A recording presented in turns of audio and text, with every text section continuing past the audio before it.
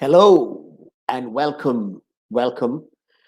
Today is our third installment or segment of the Metaculture Studio Conversations. Um, I'm really happy to have my guest, Mike Oghia, who I've known for at least 8 years now. But, I'm guessing people are still coming in, so I will give it a couple of minutes. Meanwhile, if you're already here, I would encourage you to get set for a really deliberative, slow, and yet lively conversation. And I'm trying to make these conversations a little different from the kind of stuff you normally see, but more about that later. For the moment, I would like to just say that I'm really excited about today, mainly because Mike and I go back to 2013 when he came and worked with me in Bangalore with Metaculture for 2 years. Some of you know about Metaculture, but for the many who don't, I have a slightly scripted short statement that I'd like to read out. Some of you probably know Metaculture as a conflict management center that I started in 2005 in Bangalore, India. Having started in 2005, and in a few years, I started becoming very concerned about what I saw to be the deteriorating liberal world order. And kind of almost naturally or organically, I found myself using every opportunity with clients as well as friends. Or anytime I got a public platform, alerting people to these dangers to liberal secular societies. Now, it's obvious, when you look at the current state of India, the US, and many parts of the world, that my attempts failed miserably. And I'm happy to take responsibility for that. Eventually, in 2017, in January of 2017, I left India because India had become completely hostile to any genuine work built upon liberal values and principles. Just for the record, without liberal democracies, those ideas that we love so much about peace, equality, and justice would be irrelevant. And I would say that even a conversation like today's Metaculture Studio conversation would be impossible. For that matter, without liberal democracy, you can give up on protesting the government's actions, reading your favorite author, or even talking candidly amongst friends. Those lovely folks in China, Saudi Arabia, and UAE will tell us what is permissible. Think about that for a moment. Well, since 2017, from my home office in Washington, D.C., I've been trying to educate people about what I see as our existential and civilizational crisis. This is unlike any other crisis I have experienced in the past 62 years of my life. So, amongst the things that Metaculture does, we run Demo Sapien courses, organize conversations, make videos, create posters, and I would encourage you to go to our website and take a look at this. And Shri will put up our website on the screen towards the end of the show. Just so you know, the Metaculture Studio, and you're right now listening to the Metaculture Studio, is an attempt to go back to the basic foundation that undergirds all social activities. I would like to say that civilization itself is dependent on the capacity of ordinary people to have warm and intelligent conversations. I don't know about you, but I am tired of arguments, opinions being bandied about, and angry people trying to beat up on each other. Here at Metaculture Studios, we are not trying to persuade or even excite you. We are trying to model what gentle but meaningful conversations might look like. For each segment, I invite someone very special, not because he is a famous writer or she is a brilliant scientist. My guests are here because they are sincere thinkers and good conversationalists. So today, I'd like to introduce my friend and colleague, Mike Oghia, who is joining us from Belgrade. Mike, how are you? I'm good. I'm excited. I'm happy that even though after a very long day, I'm still quite energized. And I think this is actually one of the things that has really gotten me through today. Just looking forward to this call. And by the way, that is a very, very overly kind introduction of me. And I really appreciate that, Ashok. Can you give the group some sense of your background? Who are you? Where did you grow up? And why do you do what you do? Yeah, of course. And so, well, let me think about where to start. And one thing to kind of stress to the audience, anybody who's listening, is that this is not scripted. So if I'm ever kind of, let me think about it, I am literally sitting here thinking about it. So, well, I guess the first thing to say, especially, well, let's put it this way. I was born in the US to Syrian Lebanese parents who themselves are their own identity crisis because they're basically my entire family has always been identified by migration. We've always, every generation's ended up in a different place, and it's interesting that I carry on that mantle. So I grew up in Kentucky, rural Kentucky, not even in a city of all places, and throughout my not even young adult life, my adolescence, it was really 9/11 was a huge kind of event for me. That's whenever I discovered that I was Arab, really, especially growing up in a very homogenous white society and rural, you don't really think much about it. Yeah, we had weird food, but we didn't really have any, it was not that big of a deal. But so after a while, decided that I would really be interested after I finished university. I wanted to explore who I was more. I moved to Lebanon. I spent 3 years in Lebanon, which is where my mom grew up. And then, of course, after Lebanon, I spent, it was actually a year and a half in India, though it seemed like it was much, much more, where I, of course, worked with you before I moved to Turkey. And in Turkey, I worked as a journalist. I'm sorry, not as a journalist, as a copy editor. Big, big difference. I was not on the front lines at any point in time. But now I live in Belgrade. I've been here for some time.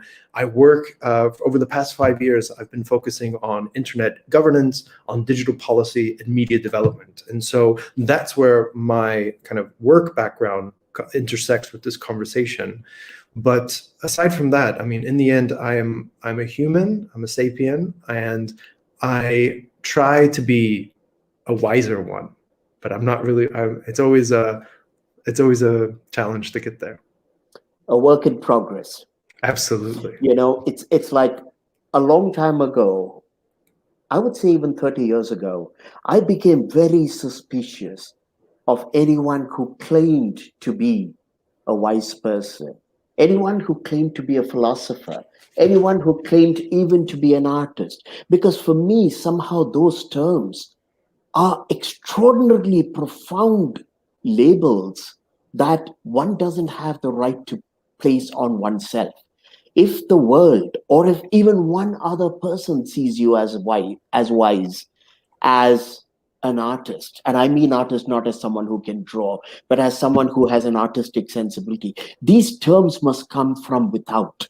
In other words, others must recognize this in you. So again, thank you for being here. And your background makes today's conversation so much more apropos. Today, we are going to be talking about identity, community, roots, and the digital world that we live in. Mm. And you and I, like many others, are migrants or have been immigrants at some point in our time. I remember Salman Rushdie was the first person I read who mentioned the idea that all of us and he was talking about the late 20th century, Mm. we are all immigrants, even if we haven't left our cities, because the cities have changed and we are no longer living in the homelands that we grew up in. If either we left our hometowns or the hometowns changed and left and Mm. have been replaced with something else. His book was a collection of essays, one of my favorite books by him. It was called Imaginary Homelands. So my question, and I'd like to start our conversation off with this question, Mike, and I'm going to make it a little difficult for you because you and I trust each other. Sure. Mike, how what are some ways in which you have been disadvantaged by your constant mobility, by your having left that Mm. rural part of Kentucky?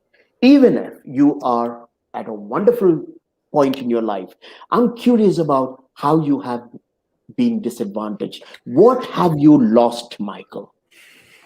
That's a good question. It's one that that I can answer a lot better now that my life has, let's say, settled down quite a bit, because it's interesting because I've been thinking about this question more lately, because for the longest time, and especially when you met me, my life was all about discovery. It was about trying to understand. Understand in the sense of trying to get to that point of like, what is my narrative? What makes sense? How do I create some sense out of this kind of, I don't want to call it chaos. That is, I mean, that's way too dramatic. It's just more like, how do I make sense of what has been given to me? But of course, especially when we're younger, we tend to very much live in the present, live in the moment. Okay, great. But then now I'm 32. I'll be 33 in August. I got married in 2019. And of course, now certain things, let's start at a let's say a more basic level. Basic because this is something that most people can relate to. It's not necessarily profound. Something that I've discovered is that, well, okay, I say that I have a community because I have many, many close friends all over the world. Yeah, I can go anywhere practically, and there will be somebody that will have a couch ready for me, or perhaps if I'm lucky, a spare room or something. So there has been undoubtedly a lot of benefits to my moving around, to my kind of on-the-go lifestyle. But now I also recognize that if my wife Andrea, her and I, let's say on a very basic level, we want to have a kid, if we wanted to. They say it takes a community. They say it takes a village to raise a child, right? Well, where's our village? Our village is in cyberspace, but that's not the same as having somebody to come to your house or to your flat and help you when you're tired with a child, or raise them or instill with them values or whatnot. So that at a very, very kind of basic level is something that I've recognized, that it's one thing to have friends, it's one thing to have people. It's another thing to really be like, who is my clan? Who is my tribe? In a certain way. So I recognize that is something that I don't have, even if, again, I have very close friends in the world, kind of littered around the place. So that's one. Number two is that I identify as what's called a third culture kid. So that's basically the combination of two cultures that you were grown up in. So in this case, I say my two cultures were Syrian and Lebanese combined with rural American culture, and that's created a very hybrid model with me that has obviously been sprinkled with Lebanon and Turkey and India and Southeast Europe and all kinds of other things. So I recognize that something, looking back especially, I don't really have a sense of rootedness. My rootedness is in my narrative, and that's incredibly tenuous. Wow. Yeah, and it's something that I have now, but if I'm always paving the road ahead of me, I don't Mm. actually know where it's leaving until I get there. Well, what a It's leading powerful us. image. What a powerful image. So, since you mentioned, and that was also a very um, important connection you made about your future child and the lack of a village or a lack of a community to raise the child. When you go back to your own childhood, what how did you experience community when you were growing up? Because in um, my understanding of America now, my experience of America is mostly urban America, but my understanding of America is that even in rural Americas, I mean Mhm. rural communities, it is possible not to have too much of a community, because if people lived in farms or in homesteads that were separated by miles from Yeah, their neighbor, then it's entirely possible you were reliant only on your parents. So yeah. what was it like for you? Did you have a community over and above your nuclear family when you were growing up? Well, so let me start here. My immediate family, sorry, aside from I have two siblings, and obviously I had my two parents. My mom's side of the family that was in the United States was in California, and my dad's side of the family was in New York. So I barely saw my relatives, to be honest. I didn't meet my Lebanese family until I moved to Lebanon. That was one of the reasons why I wanted to go there. So I never really had a strong sense of family connection, to be honest, outside of the nuclear family. The community itself, I mean, I actually divide my childhood into kind of two parts. The first part, I grew up in one place, and then when I was about 10, we moved to another place that was even more rural and more, let's say, distanced. Where I grew up, or the first place where I grew up, it was a very kind of typical small town community. You know, we had my family is Catholic, so we had our church, and it's very typical in that sense. And we're part of that, and I had my friends in the neighborhood, and it was, houses were close by to each other, so we Lovely. could actually go to each other. When we moved to Eastern Kentucky, which is in the mountains, it's incredibly rural. It's known for its rural nature. We didn't. The neighbors were far apart. You had to have a car to go anywhere. There were no sidewalks unless you're in the very center of town. I mean, it's very spacious, but Mm. and we didn't really. I mean, I had some friends in high school and that sort of thing, but I didn't really have many people. In fact, that was one of the things that technology brought at the time. I mean, we had dial-up internet, but I could play games online, which was a huge thing for me. I was able to, and that for me was like socializing, let's say. Yeah, this is Yeah, go ahead, fascinating, and if you don't mind my interrupting, because I please. want to capture something that you said, Uh, the introduction of dial-up internet and how mm, it changed for people who might otherwise be isolated. Now, I'm sure, kind of like you, but in the late '90s or mid to late '90s, there was so much of hype and beyond hype, positivity and optimism about how the internet was going to connect everyone and everything, and it was going to create this global village. One of my heroes, Marshall McLuhan, mm, was the one who coined the term global village way back in the 60s, way before anyone ever thought of the internet. And he talked about it in terms of electronic technology. The word digital did not even arise at that point in time. He was talking about what elect- electronic technology would do to us as individuals and us as a species. And he likened electronic technology to our extending our nervous system yes. across the planet, across the planet. In other Yeah. words, we would be able to sense what was happening anywhere else in the world, not because we can see it, not because we can touch it, but our nerves would be all across the world. And in a sense, the internet is the extension of our nervous system. And Absolutely.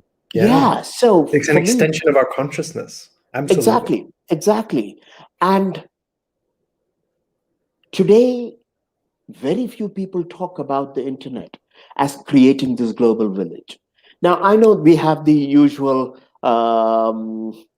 reasons why, because of polarization, because of the kind of algorithms that Facebook and Google and everyone else uses, and because of social media bubbles.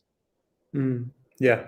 We don't have that sense of a global community. If anything, we have a very fragmented sense of us. So, my question to you is, what happened, man? What happened? Well, I mean, first of all, Ashok, let's start at the basics. We've never been a global community, so why would Right. one new piece of technology change that? And I have there's a book that I really like. If you're talking about books, there's a guy that writes now. Well, there's an author. Sorry, he's not he's a guy, but yeah, but he's an author. He writes for The Economist now, and his name is Tom Standage, and he has a book. Oh, there we go. There we go. He has a book that I love. It's called The Victorian Internet.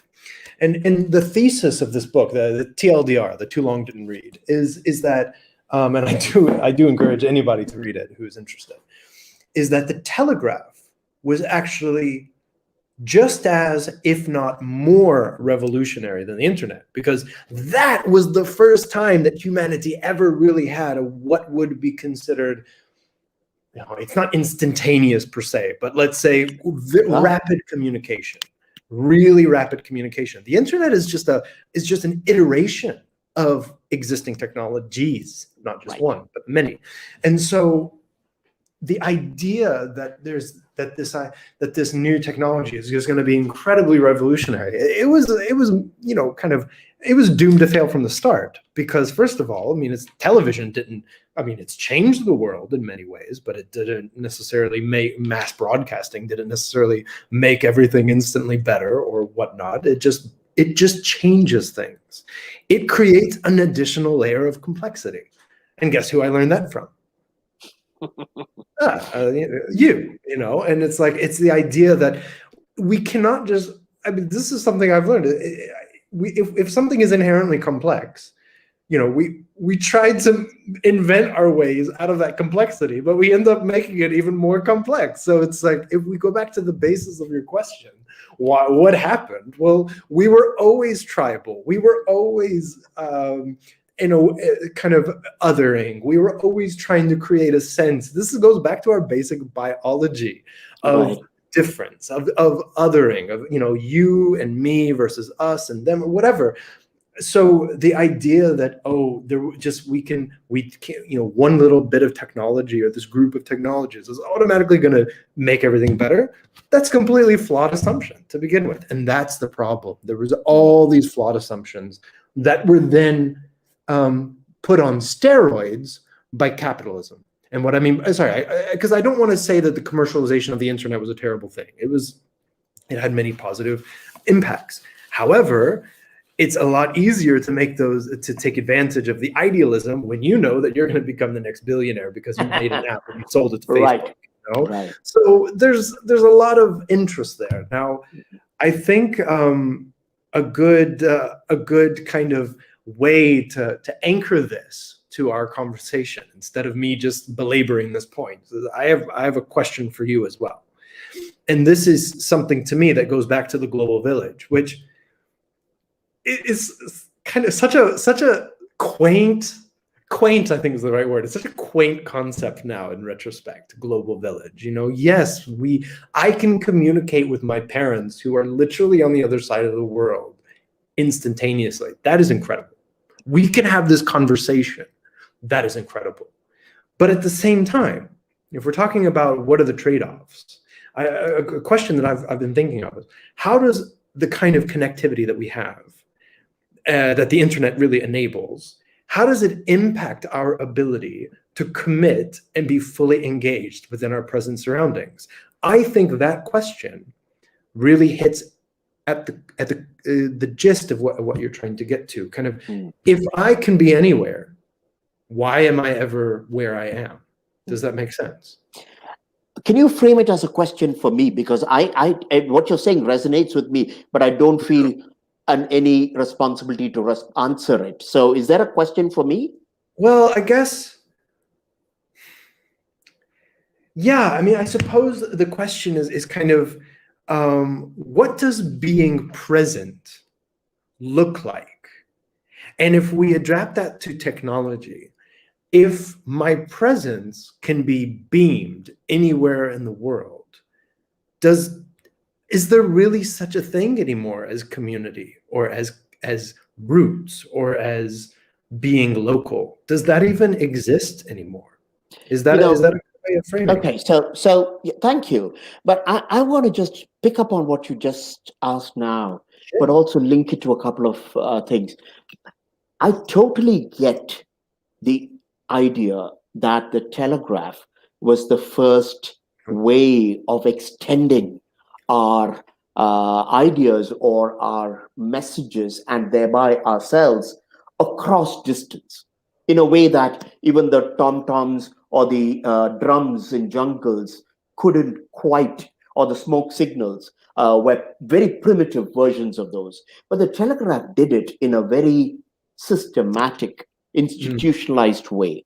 And I get that the internet is a far more sophisticated telegraphing system. So that's one. Yeah. I want to make a connection between that and something that happened to me in 1982. I remember this because for 6 months, I don't even want to go into the details of this, but I spent a wretched 6 months living in someone's house in Kuwait, waiting for a visa to come to the UAE. Now, don't even, when I think about years wasted, I mean, I think of that point in my life. But for whatever reason, I was living with this lovely couple, who were friends of my parents, lovely couple, but very conservative.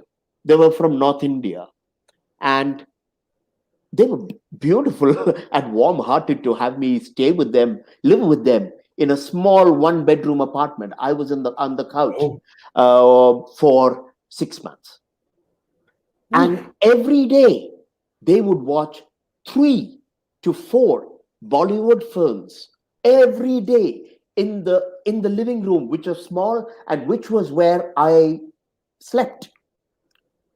Their entire recreation, other than they played bridge once a week, other than bridge, was watching Bollywood movies.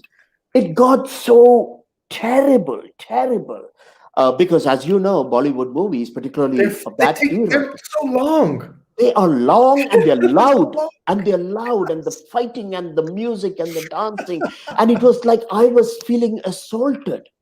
And I would try to retreat into a book. And this lovely lady, I called her auntie, she would say, Ashok, she would admonish me. She would say, Ashok, that is so antisocial. You're not watching the movie with me.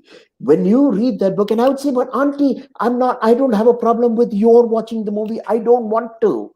And, imagine 6 months into 4 movies a day. Okay, at least. Sorry, Ashok, that sounds like torture. No offense. Hey, No, yeah, I I'm get not a it, but huge that's for you Bollywood and fan, me. to be That's honest. for you and me, Mike. Yeah. It was absolutely the thing to do from where she was coming from. And my need to read was seen as my being extraordinarily antisocial. Guess why? Guess why? Very quickly. Why do you think she felt so offended by my reading? Well, I would interpret it as kind of like in group, out group. We're watching Right. television. You're being on your own. But why? Why? Did she feel threatened that you were expanding your knowledge? No. So let me. This is my understanding, and I did have a few conversations with her and others later. Mm-hmm.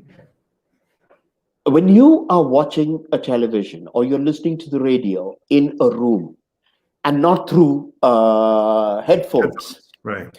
but that TV image fills the whole room. The sound fills the whole room. And if there are three people and two of them are watching that and they are in the moment in that film, it's a collective experience. The Right. moment I retreat into a book, I am basically withdrawing myself from their collective experience and I am getting into a textual bubble. I am basically telling them, you know, your community is distasteful for me. I do not wish to have anything to do with that. I am going to shut myself off, wear a burqa in terms of the text, in terms of the book. And she felt, here's this guy. We were so good to him. We put him up for 6 months. We fed him. And he doesn't want to be part of us. And the reason why I say this, why the reason why I share this with you, Mike, is the internet is me in that room on Mm. steroids. The Oh yeah. internet allows me to not even be in the room. I mean, I can be anywhere. I have nothing at all anymore to share with that lovely couple. And this, for me, is the most devastating change. I still want to hold on to the idea that it's a change and not a tragedy, because I want us to explore this and Mm. not start this conversation with uh, having written off the idea of community coming out of the digital world we live in. But imagine from a book, which, I mean, McLuhan talks about this, and Mhm. Gutenberg, in his book Yeah. Gutenberg Galaxy, he talks about the fact that what changed tribal societies, what changed feudalistic societies, what changed the medieval world was that we escaped from oral storytelling. We escaped from collective music into the pages of a book where our experience of the world was no longer the world around us or no longer dictated by the stories told around us. It was by getting into the mind of someone who might have been 2,000 miles away. So Mm. what started with the text in terms of removing us from our immediacy, our Mm. presence in the present, what changed with the internet is it completely fragmented human experience. You don't even have a physical book to hold Yeah. on to. Right. You are living in ether. And people like you and me today, even though I see myself as really a Luddite, I spent 80% of my daily life, of my day, particularly in the time of COVID, on the Yeah. net. The irony is, if anybody listening in doesn't know Ashok, even just 8 years ago, he was the biggest anti-technology, not even Luddite. Luddite is more like somebody who just doesn't know how to use it. You were, Ashok, you were anti-technology. You were like, why do we have to do this digitally? Why do we have to have a digital calendar? I remember you got mad at me once because I was scheduling all my appointments on the calendar, and you were like, no, I'm going to give you a diary. And you know what? I still use a paper diary to this day. I use both, but like I like to make a to-do list on paper. That was from you. The fact is, you have become now, we have switched roles. I barely even use social media anymore. Now you're like this social media wizard. And I find that change, even that you have exemplified, to be How an the mighty interesting. have fallen. Well, it just goes to show that change is always possible, I Well, suppose. But actually, I have to make sure I justify myself here yeah, because yeah. I hate it. If there's one technology that I detest, it's digital technology. But Mm, the work that I do, because as you, and you know, I am completely committed to the work I do. I am so terrified about where the world is going that because I don't get funding, I don't have any resources. Most of the people who attend my courses, I give them scholarship. I don't have a choice. I have to use social media to Yeah, even get across to a small fraction of the people out there. I use it under duress. So, but that aside, I mean, it is useful for me. It is convenient for me. It allows me to get the so-called word out. And I don't regret that.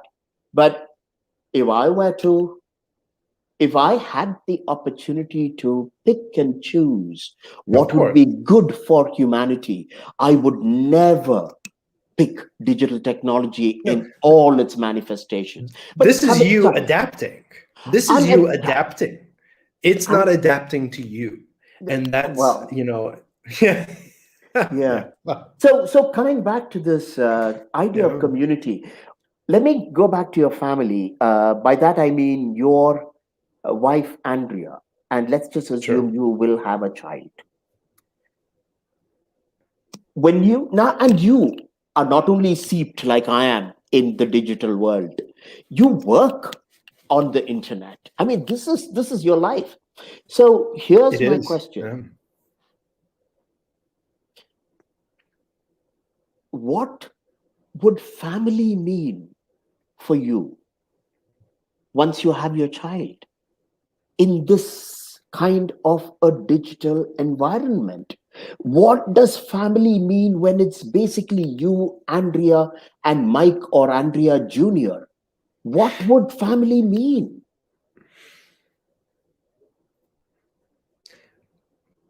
To be honest, I don't know. I don't know because I feel like I'm still trying to figure that out. Because it's again, there's no. The irony is I've thought so much about this question, Shok. I honestly have. And my of course my parents, I love them so much, I love them to death. They're great people. They're of course, for them, they're just like, when are we gonna have a grandkid? When's a grandkid coming along? Of course they would love for us to be grandparents. And then I've said to my mom in the past, I'm like, okay, you become a grandma. It's like, when would you see your grandchild? Once a Mm, year? Twice a year, if you're lucky. It's like it. And by saying that, I don't mean to put her down. I don't mean to say, get off my ass. I mean to say, I mean to almost highlight how different the how different our expectations of life have become in just literally a generation. And given we're a long generation, what I mean by that is that my mom and dad are baby boomers, millennial, but obviously there's Generation X and now there's the Generation Z and whatnot. But the point is, I'm only saying that because in the social expectations of what my mom and dad grew up with and what I grew up with are different in almost every single way, culturally, socially. If we think about the quote unquote the zeitgeist of what is happening internationally, where we are with technology, it's so different. And so if you ask me what does family look like? Let's say if let's say we had a kid in 5 years. Um, on the one hand, it's more daily video calls. It's the way that my cousins do it. It's a daily call. It's frequent air travel. It's yeah, I suppose it's making the time, activating the networks, but that is based on an assumption that COVID has completely undermined. The assumption that everything will be the same and we can plan for that based on that. And that is just not the case. And as climate change worsens, for instance, um, as more of our life is online, to me, family won't just be the blood relatives that I have, which I love and I appreciate, but it will be the community that Andrea and I define. Now that is completely, I want to be very clear. We are privileged to be able to do that. Most people, I mean, I'm privileged in every element of my life. Let's be frank. But most people do not have the freedom to choose who their family is. And when I say who their family is, I mean who their close bonds are. Most people, it's the people that they grow up with. It's the people in their tribe. It's the people in their caste, their community. In I that want sense. to just twist that a little, Mike. Please. Uh, you say you're privileged because you can choose the people you are close to.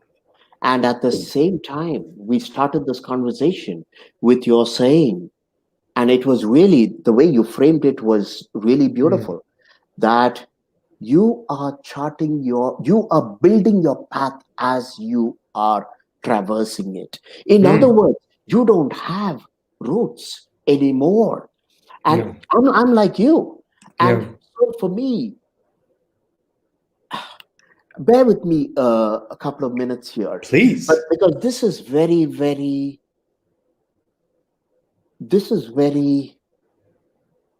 troubling for me. Mm. I changed countries 5 times. I don't mean travel, to You're immigrate right. 5 times.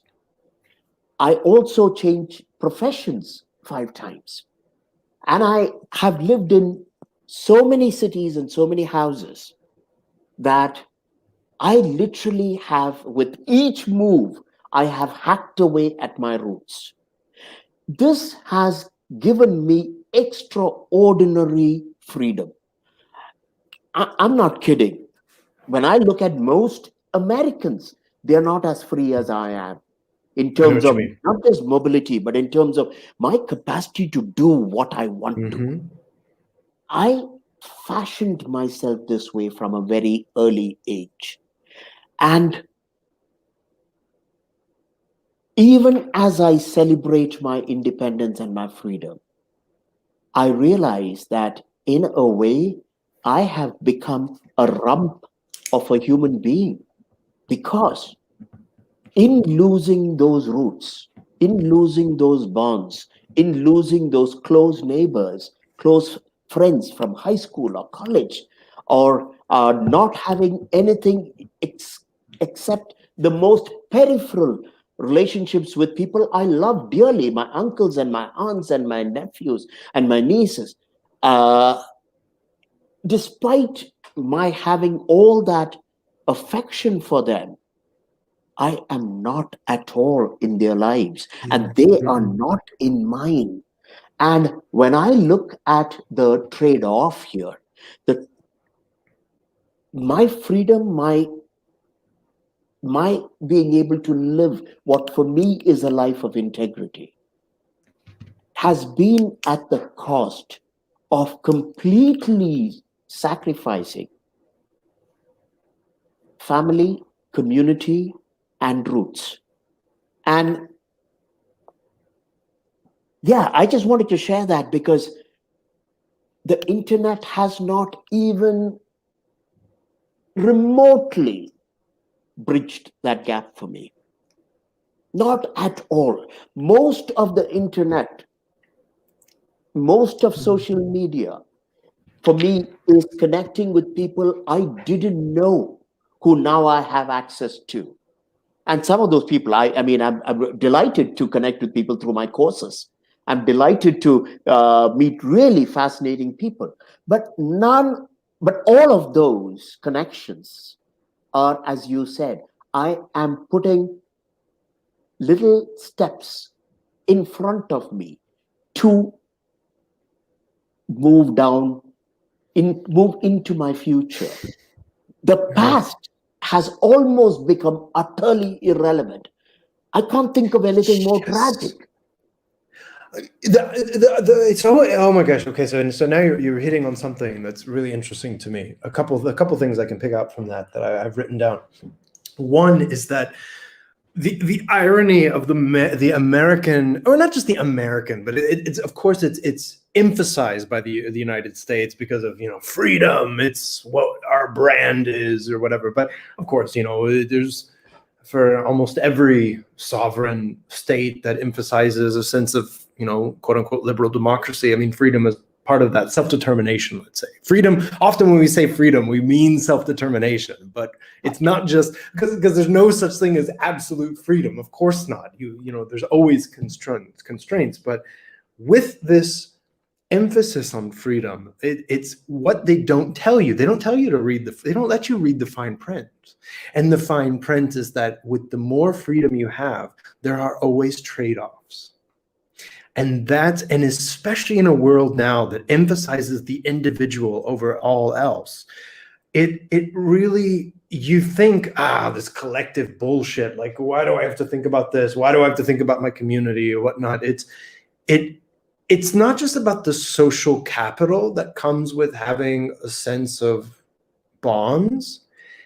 It's a sense of also having, I suppose, meaning. And what I mean by that is it's interesting you said that your past is largely irrelevant. I can relate to that on a level that's really scary for me, to be honest. It's scary because I've been really feeling my mortality lately. I don't know if it's COVID. I don't know if it's because I've been stuck in basically this room for the past almost a year and a half.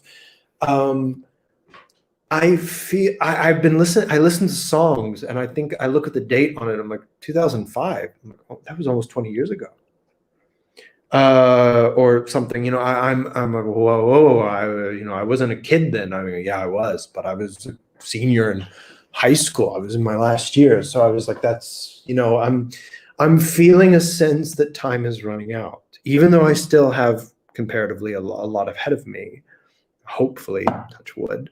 I suppose. But I feel a sense of, wait, all of that is gone and I'll never get it back. And so it makes me think that my most important resource that I have, especially as somebody who is thankfully financially independent and financially comfortable, is that time is the one resource we can never get more of, no matter how rich we are, no matter how enlightened we are, no matter what. Everything comes to an end. Stars and galaxies die one day. Even the most powerful entities that we know in the entire, even black holes dry up. So it's like, it's interesting to me that when I think about what I invest in, it is the people who I still have a very close relationship today over a 10-year period, let's say. That's what I think of as being the most important and valuable, for lack of better words, possession in my life. It's not material. It's these relationships that I've been able to forge because I can't go back in time. I can't do it again. I want to question those relationships, Mike. Please.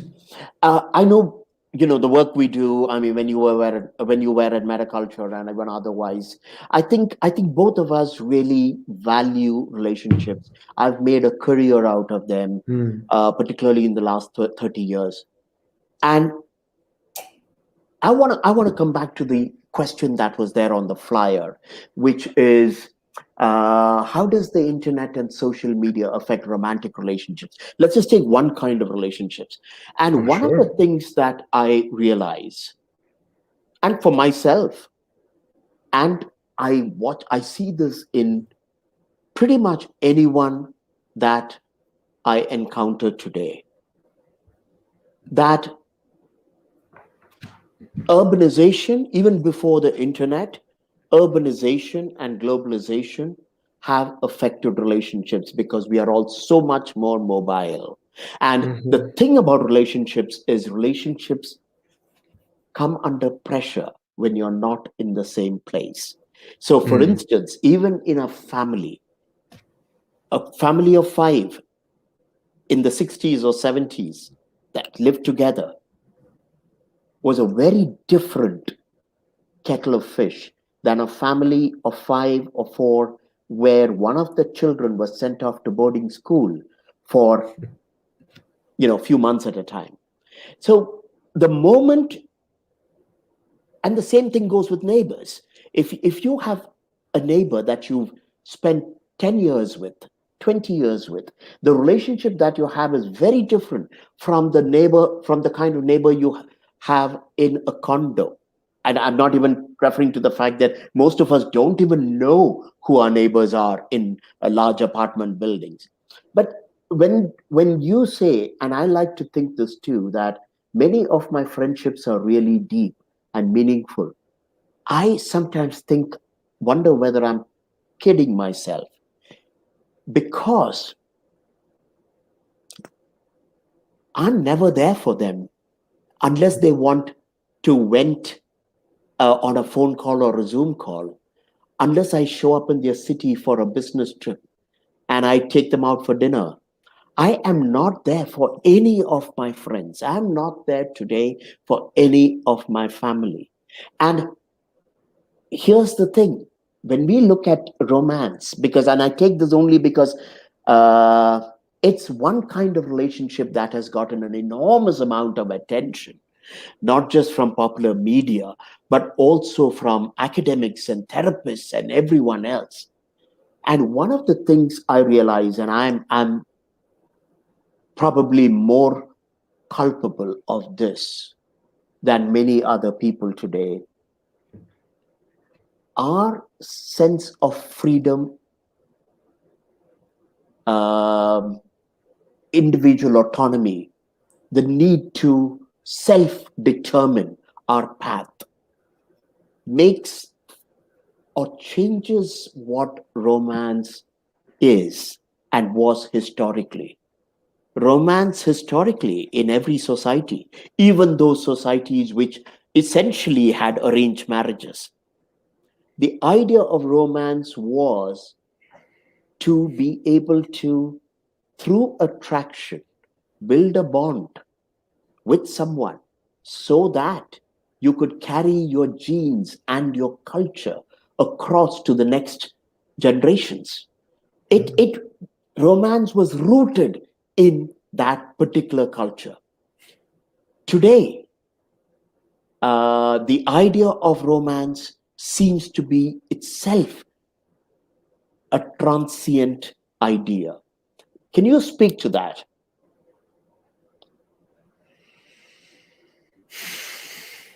It's a big question. And I feel like well, let me ask you, can I clarify something with you? How would you like for me to answer this? Do you mean like So in let a me. meta sense, or in a No, no, in no, a, in a no. just based on my opinion or my So here's the experience? thing. For us to keep this at a real level, Mm, and that's one of the things I try to do with the studio conversations. I am. I think it's useful if we talked about ourselves and our experiences rather than at a technical, philosophic, or metaphysical level, without naming third party people, because we mm, don't have the right to talk about someone we know. But so when I look at romance, all the people, now I went to college in the 70s and early 80s. Almost everyone who fell in love with someone in those years, they got married, they had children, and 90% of them are still together. They, other than the fact that, like the rest of us, because of globalization, urbanization, and everything else, we've been scattered. But there was a way in which the romance was an attempt at strengthening the larger family, mm, strengthening the larger community. Today's romance seems completely divorced from community, divorced from the larger extended family, divorced from society itself. I can marry whoever I want. I can stay married or I can live with whoever I want, and I can stop living with the person at any point in time. And and my falling in love and being in love with someone almost has no connection with the family or the community. That's how do you see this playing out? Um, how do you see this playing out in your extended friendships? mm.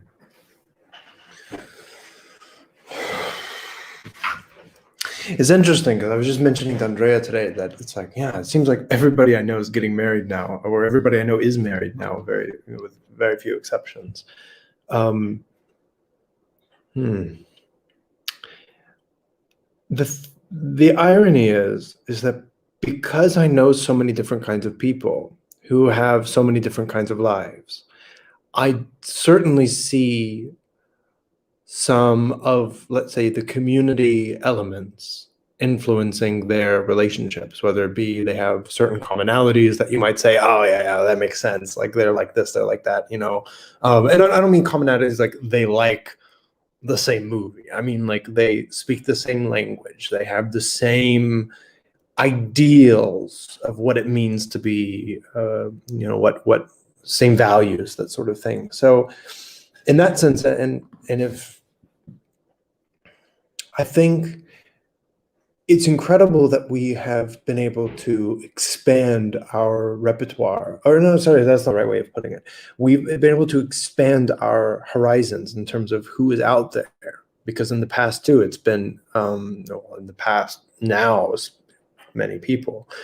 There's a sense that, yeah, you stay within the community.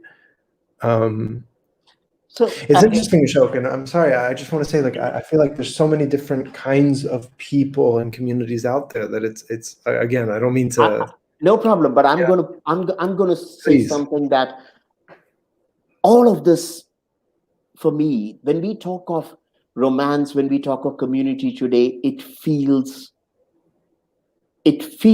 as though we are catering at the lowest common denominator. Because, as you said, our range of options has increased. You can date anyone you want, unless you're living in a very conservative society, of course. I'm talking of most of us who are urbanized, mobile, and Mm. everything else. But let me let me talk about my own experience. In the last, I've been with Stacy for 5 years now. She lived with me in India for a year. Mm. She met very few of my relatives, but has met a few relatives in the US. I know her parents well, and I've met a few of her relatives. We come from totally different backgrounds. And our being a modern couple has meant that Stacy does not need to fit in or even understand my Mm. community at all. She does not have to have a relationship with a single cousin or aunt or uncle of mine. And Ashok, because I meet uh, her parents once in a while, yes, I do get along. They're lovely people, but I don't need to have a relationship with a single relative of hers. And this, for me, it's almost as though the modern romance is unmoored. There is no anchor at all for it. I'm not asking you a question. I'm just sharing with yeah, you yeah, what I see. And I want to move to a couple of other questions now, because we are sure. getting a lot of questions. And thank you, Pilar, for highlighting the question on romance. Uday has asked a question. If both of you have worked face to face as well as on social media, which mode of communication has produced more meaningful, sustainable outcomes for you and others? I just, I have a talent for pissing off all the people who like me. And the ones who don't like me, it's completely understandable. I piss off not only people who like me, but people who sometimes go to the extent of respecting me by challenging the very thing that they seem to like in what I do. So, since September of 2019, a year and a half now, I have been running the Demo Sapien courses. Mm. We don't have much of a range, so I can't advertise very much. We don't have institutional support, but we are able to attract a small group every time. And very soon I find in every batch people saying, oh, I love this community, I like coming back to this community. And I tell them very clearly, be under no illusions, this is not a community. And for me, I am under duress using Zoom. I would much rather I met you face to face in a room, and we had day-long sessions, and we had lunch together and tea and coffee. And at the end of the session, we walked to a cafe or a bar and sat and talked. And that perhaps after the course, you came and visited me at home. For me, that's where the learning happens. Even as a teacher, that is where the learning happens. I find that the internet or e-learning structure is so disembodied that even if people like what I do, I am so conscious of how superficial it is. Remember, the work I do is about how people think. I'm not teaching computer skills. I'm not teaching about civics, how democracy works. I'm not trying to mobilize people to give money for a cause or to overthrow the oppressive patriarchy. I am trying to get people to really understand about reality. And in order to do that, we have to understand the ways in which our minds work, our own sociocentricity and our egocentricity. I'm trying to get people to transcend that. And in that, I have to confess that any technology which mediates between me as a teacher or me as a student with others in that classroom only weakens it. Even if during COVID, this has been good for my work. So And potentially I just, inevitable. what do you think about that? Well, I mean, of course, to be frank, Ashok, the first thing that I have to ask you to clarify is then, how do you define community? It's such a simple question, but Absolutely. you have to So, answer it. so here's the thing. One of the things I do in my courses is ask people to go back to the roots and the authentic meanings of words. For me, if words are not completely understood, if we dilute the meaning of words, if we, in a sense, make them less sacred, a word, if a word means more than one thing, and if tomorrow it means 20 things, essentially what we are doing is making that word impotent. And we are taking away everything that was magical about the word. Now, so for me, community is one such word. It meant it meant connection to people who were important for you, both kith and kin.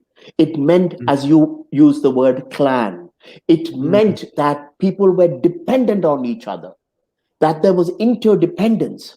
And without that interdependence, and I don't mean just showing up at 10 o'clock for my courses. And, I appreciated that people show up, and that's a commitment. So we are dependent on each other showing up. That is the most superficial of commitments. It's like showing up for a football game. It's like stopping at the traffic light when it's red. We are all stopping at the traffic lights. If we didn't, we'd be in trouble. But none of us would say that a group of automobiles at the traffic light constitutes a community. It's a group. A community is different from a group. So community really is the basis for society. And a society is the basis for a nation or a state. If you don't have strong societies, you cannot have a strong nation.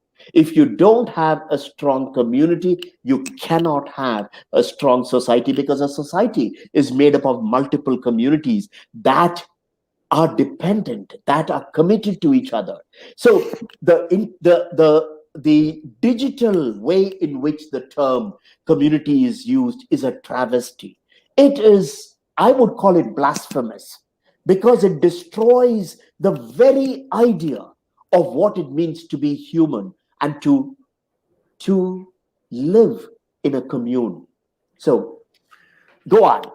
Well, A few things to point out here. And first of all, anybody that's listening, I'm sorry if we're not getting to your questions immediately. I mean, there's obviously so much I that we can am. talk I about. am And actually yeah, yeah. picking up Oh, questions. Yeah. good. Yeah, yeah. I don't want anybody to feel left out.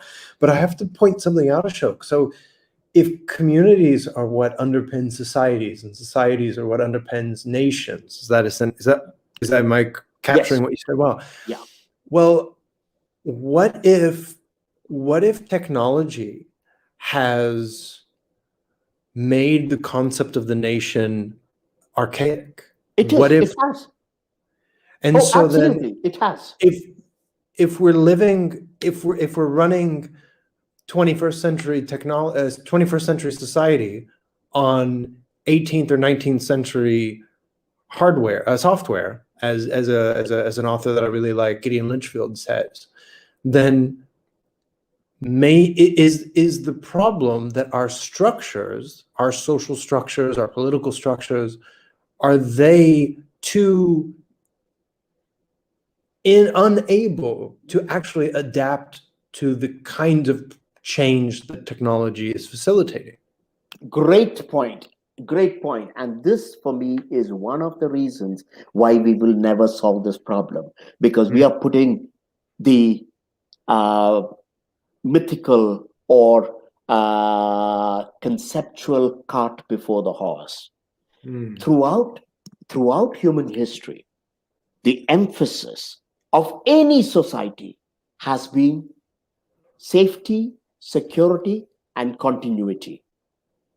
This is why family, this is why community, this is why society, even nations, are developed the way they did and came to us in the mid 20th century the way they are. Until this point, despite whatever technologies happened, the family structure was intact. The neighborhood was intact. The community was intact. Throughout our species history, this was the way human beings were protected.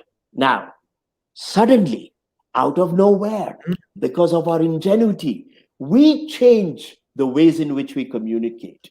We change the ways in which we work, the ways in which we entertain ourselves, the ways in which we make love, the ways in which we make conflict. And the internet has completely fragmented society. It has, as a teacher of critical thinking, it has destroyed the capacity of the human mind to focus enough on one idea long enough to think clearly. We are all functioning as though the mind were built of a series of hyperlinks. And that is not conducive for thinking. Now, you're right.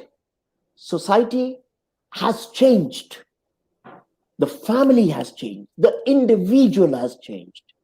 But my question to you and to everyone else is, does that mean that we need to now create structures that will work in these changed conditions, thereby legitimizing the change that has happened, legitimizing the fact that we do not need to be connected in a physical way anymore. We do not have to be committed to our neighbors, to our relatives, to our friends, and that we can function as completely isolated human beings who just happen to inhabit a physical space, and that the political structures and the family structures and the marriage structures must now change to accommodate that.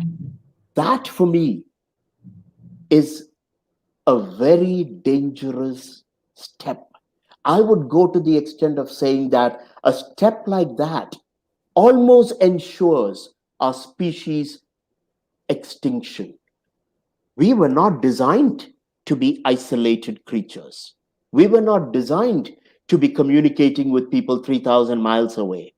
We were designed as a biochemical, biophysical being. We evolved as people who engage with other sentient beings and create the kind of bonds that can keep us safe.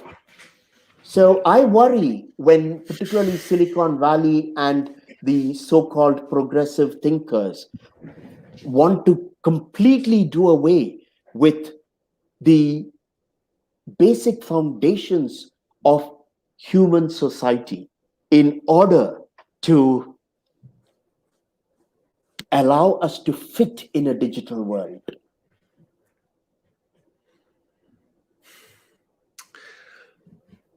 So, first of all, for anybody listening, I don't want to.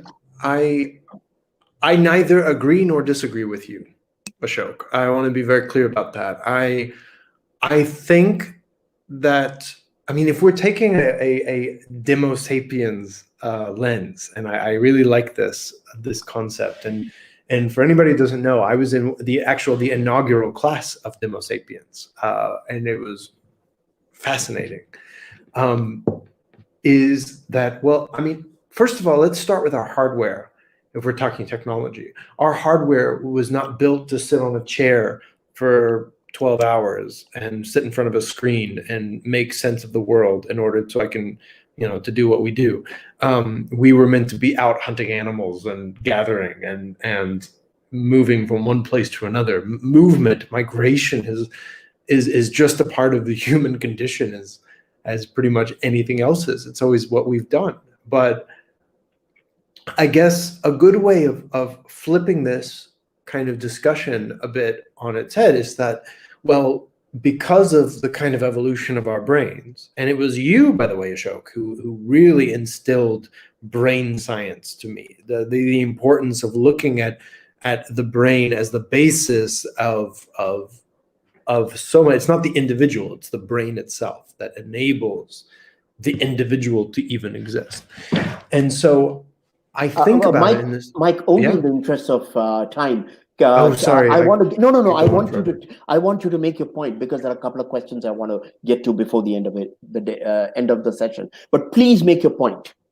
My point is that at the same time, we do have the capacity to evolve, and not necessarily our hardware, but our software, Right. and how we think, and Right. what we see, our cultural evolution, and I'm sure Harari has talked a lot about this in his books and whatnot. But I guess a question then is that what happens to our species if we become multiplanetary? Right. Are we existing? Are we living through the next step where we go from being, just like we went from, well, not necessarily like this per se, but Neanderthal to Homo sapien? Right. Are we going from Homo sapien to Homo galactus? Right. So one of the things that I say is I don't want to speculate about settlements in Mars or anywhere else. I don't know enough about it, and frankly, I don't care. My concern is very simple. It's for human beings on this planet, and I care about the planet. And I worry that we are in the process of destroying both. Now, but this thing about changing the software, one of the things that people like you and me, because we are so privileged, we are the global citizens because we have no roots.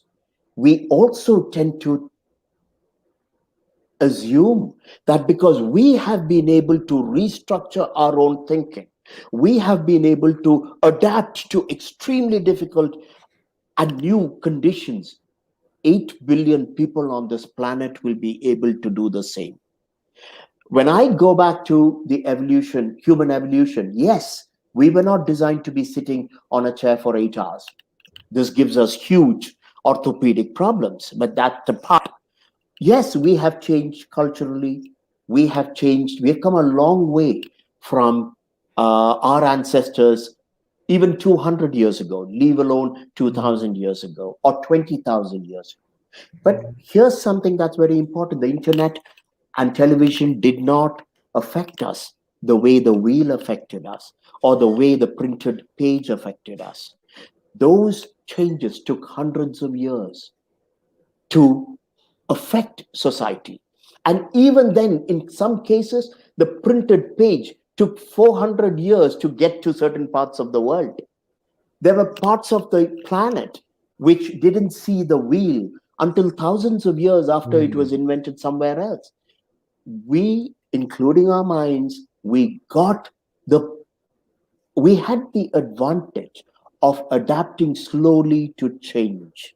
Yes, What exactly. television did is it totally changed everything. The internet didn't even ask people in a little village in India whether they were ready for it.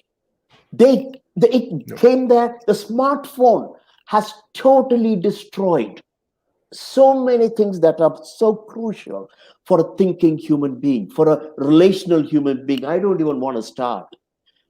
The people in our generation, or even the young ones who are 20 today, who got their first cell phones when they were 10 or 12, within 6 months, that cell phone completely changed the way they engage with their parents. This is why I'm not confident that the changes that will take place because of technology will be for either the good, or that we will be able to change so-called human nature. We will be We're in able to uncharted change our territory. software. We're And in uncharted territory. yes, and I worry about anyone who says we need to change our political structure, we need to change our social structure in order to accommodate a technological structure that is absolutely mindless, cruel, and devastating. I know you and I, we don't agree on a couple of things. Particularly, you are more positive about technology, and while I never was, no, I know, but you are a little more open to technological society getting somewhere, a more Not as much humane as I place. used to be. Not as Oh, much as okay. I used to be. I take That, it back then. I take it back. uh, interestingly enough, the Silicon Valley executives that built a lot of these technologies, they don't allow their kids on I phones. know. They don't allow their kids on the apps. I used to plaster my life everywhere on social media. Most people do not know anything about me anymore. A lot of people don't even know that I'm married. Okay. Ashok. You become careful about what you I've share. become careful. I value my privacy. I control my narrative. You could say it's a control issue, but it's not about that. It's more that when we're broadcasting our whole life to everyone in the world, why do I want to invite that kind of scrutiny Right. from people that I do not need to necessarily care about? Right. Thank you. And that's a difference. Yeah, sorry. Absolutely. Sorry. Thank you for clarifying. Yeah, There is another question. How does the internet destroy curiosity? Well, here's how I was curious as a child. When yeah. I was really curious how babies were made, or what was really happening in politics, or any of those questions, I had to really work my butt off to get the answers. I would very gingerly ask my Hmm. elders. I would ask my friends, and we would whisper about some things, and we would get very excited because it seemed scandalous. And then I would look at books, and it would take me a couple of months, if not years, to satisfy my curiosity. I lived with and I stayed curious throughout that entire period. My mind was working. Today, if I have the slightest curiosity, I go on Google, and within a couple of minutes, I know the answer. My curiosity dies. The internet has destroyed curiosity because it has made it possible to get a facsimile of an answer that satisfies my emergent confusions, my questioning. So I just want to say that is the idea that somehow the internet will open up the thinking, and children sitting in villages will start asking phenomenal questions. It is such a load of garbage, such a load of garbage. There's another question here, and before, well, on that we have about 10 minutes. Please put down questions. Even if these questions are not answered here, we will try to find a place where we can take many of these questions. We could probably even put up answers to this on the YouTube channel where this video is going to be posted. So Yes. a great They will get question. answered, everyone. Don't feel like you're just sending it into the void. Right. Absolutely. Yeah. Even though that's entirely possible, and I'm hoping that Mike and the others will keep me honest here. There's another question which is very interesting. Uh, how does the internet enhance or destroy the concept of identity? So this is actually a very, very powerful idea. Hmm.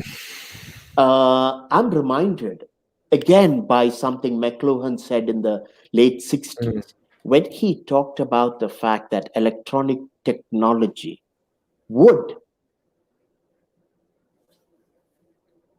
make us so connected with people across the world that we would become disconnected from people who are closest to us. And get this, our identity comes from the people who are closest to us. Our sense of self really comes from where we are. And what people like you and me, Mike, and many others in this conversation, what we have become is almost wholly defined intentionally. In other words, I am what I do. I am my credentials. I am my taste in music or books. I am the people I am seen with at a party. And the identity. I am my 160 character Twitter profile. Absolutely. And the entire idea of identity has been trivialized because we don't have an identity anymore. And McLuhan talks about the fact that when you take away the identity from a human being, she becomes isolated within herself, not only within the people around her. And he warns us that when you have masses of people who do not have an identity anymore, they express themselves mainly through violence. He talks about riots, not because people are angry with services that are not delivered, even though that can be a trigger. They are burning buses and breaking shop windows and killing cops, or cops are killing other people because they're trying desperately to understand who they are, to give meaning to themselves. I have seen people on television saying, yes, we will burn these things down because they mean nothing to us. They are not a part of us. We feel isolated from City Hall. We feel isolated and not a part of the Nike showroom. We feel isolated and completely set apart from even our democratic system. Identity in the digital age is so wafer thin that we have to resort to a kind of violence to even prove to ourselves that we exist. It's like a teenager cutting herself on the wrist. I agree to that to an extent, but I'm sorry, Ashok. I also think that's overly simplistic because people throughout history have had strong identities with whatever is a religion or a nation or all these things. And then look what they did to each other. They ended up killing each other over that too. So it makes me wonder actually more, I think humanity just has a propensity towards killing each other, especially if we disagree with one another. So that to me is almost more like, Great point, but I want to make a distinction. Yeah. You're right. We have a propensity for violence. The difference is this. Violence until now was between tribes. There was the other, and we fought against people who were different from us. What happens in a city when violence is unleashed within a community, within even a Hispanic community or a Chinese American community or a Black community? And what happens there is not always a fight with the other. It is an expression of this yearning for identity. Now, I'm not taking anything away from the fact that you create tribal conditions where we become smaller and smaller tribes that are trying to exert our meaning on the world. And I'm not making the case that the internet is responsible for all the violence here. No, no. No, But I'm not interpreting yeah, that way. Yeah, but yeah. I think it bears thinking about. This isn't going to end well. This is the collapse, for me, the collapse of liberal, secular, pluralistic democracy is almost directly related to two things: globalization and the internet. Well, I and they mean, go I'm and they writing go about hand this. in hand. So, yeah. And they go hand in hand. It's funny because a lot of science fiction writers have said this, have written this. A lot of futurists have said this, that if you really look at the history of humanity, we can, in some ways, the only thing that would ever let humanity ever truly unite against itself in the kind of way that we are now is if there is an other, and that is like an alien of some kind. So we say, oh, there's the human race, so it doesn't matter if you're black or Asian or whatnot. Okay, at least we're all the same biology, and we're fighting this other group because that it's like that is what speaks to our, I don't know, our biology, the way we are, whatever. It's like we almost have to have that other. And so, and it's almost like, but of course, if we ever were to encounter an alien race, it would probably be our undoing completely. And I'm sorry, everyone that's listening, you probably thought we were going to be talking about Tinder and OkCupid and kind of how to figure out like how to do this. But those while they're important concepts, and I would love to talk about those with any of you. For in full disclosure, everyone, I met my lovely wife, the person that I love more than anything in this world. I met her on an online dating app. So it's like, if it weren't for the internet, I would be unemployed. I would be single. I would be miserable. I wouldn't be able to talk to somebody like Ashok. I wouldn't be able to keep up with my parents or anything, of course. But then I would never have come to India to begin with, Ashok. I discovered you through Absolutely. the internet. So the irony is just like fire. It can cook our meals and create our glass and do everything that we want it to do, but then it can also burn down our homes and destroy the earth. And so it's this is technology in a nutshell. And this is where you are far more balanced than I am, because I don't square with the fire analogy at all. But that's for another conversation. We are coming to the end of the session. Michael, as always, you're one of my colleagues from Metaculture that I have always enjoyed shooting the breeze with. And it's because you're a sincere thinker. And I just want to acknowledge that the reason why you're special for me is because you really, you're not posing, and you're not driven by an agenda about what you want, either for your career or what you want from me or anyone else. You are willing to struggle with complex ideas, even if it makes you uncomfortable. Thank you very much, Michael, for being my guest here. I look forward to bringing you back on the show another time. So now, Thank you. before we leave, I just want to put out that we have two courses coming up. And because we don't have any other way of advertising, I do hope that if you are really interested in delving deeper into any of these topics, the democracy, the Demo Sapien democracy course will actually really help you understand and question many of your assumptions about how the world works. It's really about how civilization works. And then the critical thinking course is at its root. How can we make this biological mass that we call the brain into a finely tuned instrument called the mind? It's literally the evolution from brain to mind. I am very, very excited about this. Um, if you are interested, please contact me, Ashok at metaculture.studio, or you can also write to coordinator@metaculture.studio, and we will send you information. Do spread the word. If you like this conversation, if you are interested in being a part of these conversations, write to me. I do not just invite anyone. My emphasis,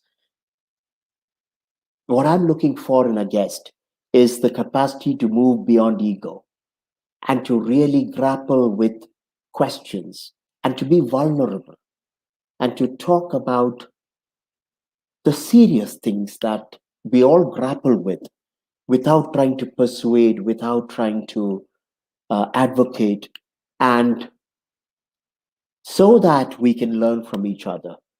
We are not trying to be sexy. We are not trying to be stimulating. We are not trying to create fireworks here. I'm using this infernal technology that I really don't like in order to create opportunities for slow, deliberate, gentle conversations. I know it sounds weird, but it's the technology that we have now, and I will use it. And I welcome you to be part of that. Thank you so much, everyone.